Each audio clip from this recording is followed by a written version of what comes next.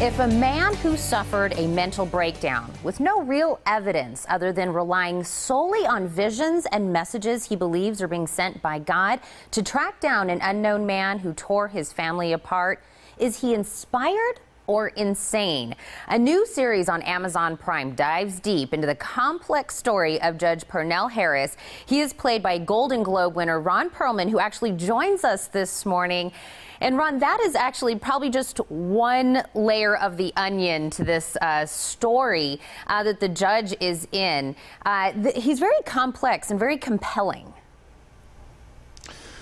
Well, yeah, he's a very, very powerful force at the center of this community. He's from generations and generations of wealth and privilege. Probably every street in town is either named for his grandfather or his great-grandfather, and he's constantly been in a situation where he's the center of the universe, meaning that whoever he wants to be rich gets rich, whoever he wants to have nothing gets nothing, whoever he wants to go free goes free, whoever he wants to put away gets put away, and he's behind most of the dealings in town. He's that guy, almost kind of a regal kind of influence. And yet, the situation we find him in, his son has just tried to take his own life, and he's dangling by a thread on life support. He's in a coma. Big question whether to unplug the machine, whether he lives, whether he dies. And the judge is grappling with finding ways to have an influence over the situation where, for the first time in his life, he's in a position where he doesn't really get to say anything, which is how he begins this relationship with a deity for the first time in his life. He gets baptized, he starts having a relationship with God, and then he begins to think he's hearing instruction from God, which begins to empower him to think maybe he does have a way to hold influence over a situation that he's not in control of. Well, and he has this, like you say, a new relationship with God. He thinks he's hearing things or having these visions. But in his personal life, there's a lot going on, including, you know, he still has a mistress, I guess you can say, in his life. There's a lot of people that play different parts into what's going on. Well, everybody has a stake in what happens and what doesn't happen in this town. For instance, we're also in the midst of this big deal that will transform the town. It's kind of like when Apple comes to Cupertino. It's a sleepy little community that all of a sudden is this force of nature on the map. But the deal doesn't go through if anybody thinks that the judge is mentally compromised, because he is the focal point of the well-being of the community.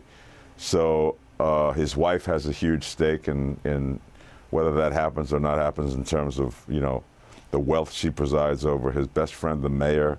Everybody has an agenda, and the judge's agenda is to just figure out a way to make sure his son is not taken from him.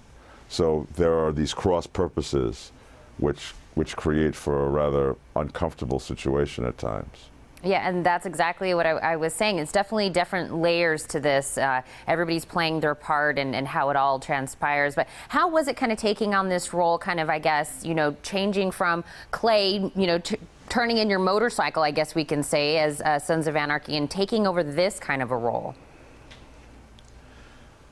Well, there are certain similarities. Both guys have occupy a tremendous gravitas in their world. Both guys kind of manipulate reality to suit their own point of view, and they have the power and the ability to do that because they hold most very powerful places in the community. But the judge is in this kind of pain and in this kind of search that is very unique to any character I've ever played before. And the pain is profound. He's never known how much he cherished his relationship with his son until he's about to lose him. And now he's questioning, was he a decent father? Was he, you know, did he fall way short of the mark? Will he ever have an opportunity to hold his son, tell him he loves him, tell him what he means to him? So he's dealing with that kind of sorrow. And it's taken me to places as an actor that sometimes are rather uncomfortable, but if you're looking for challenge, this is the part that gives it to you. Well, Ron, we're definitely, excited to see how the series, takes the journey, I guess, and how you portray it. And we are excited that this is going to be on Amazon Prime for those members. So we want to thank you so much for stopping this morning and talking to us about it. Thanks for having me. Now, Hand of God premieres Friday, September 4th, exclusively for Amazon Prime members. Don't go anywhere. The Morning Blend will be right back.